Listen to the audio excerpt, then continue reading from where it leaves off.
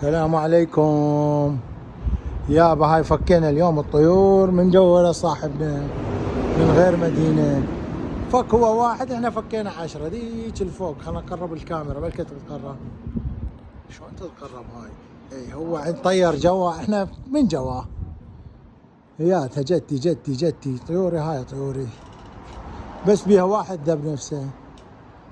وهاي طيوره، هاي طيورك يابا حطتها على البيوت. شوف هاي طيوره، هاي طيوره، هاي طيوره وهذيش طيوري. هاي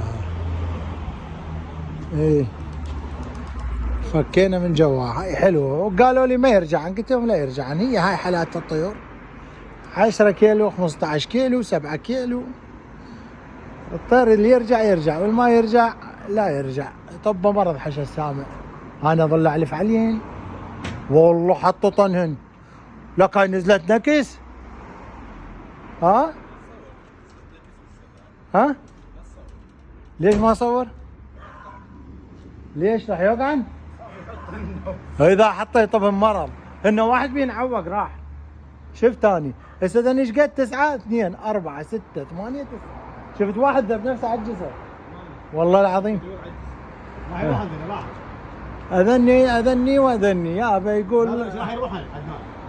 ليش يروح؟ ها والله ما ادري. اكو واحد ذب نفسه على الجسر بس راح يحطن من انه بس غير طارن على واسط طيوري طارن لعلمك.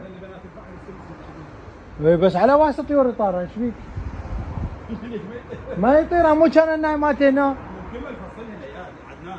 الفصل مالي ترى مجرم مو عباله. والله العظيم. والله يبين بس واحد يلعب. انا شفت هاك يلا خذ نقله يلا. لا بعدين ما يقدر. اهم شيء ما يحطن على البيوت. حط خرب دينه. حط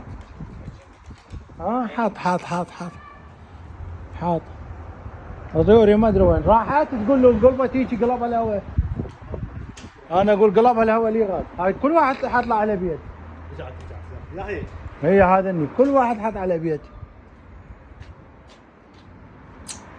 كل طير حط على بيت يابا. يا ازرق عمي وين حطن ذني؟ طيزي وينها طيوري راحت. بيها واحد ذب نفسه ما ادري ياهو من عدم. انا فكيت 10 للتجربة. المشكلة من فكيتهن كان الصندوق كله مبلل مطر. طيور جنحانها مبللة راحت والله. بعد ما ندري بيها توصل ما توصل.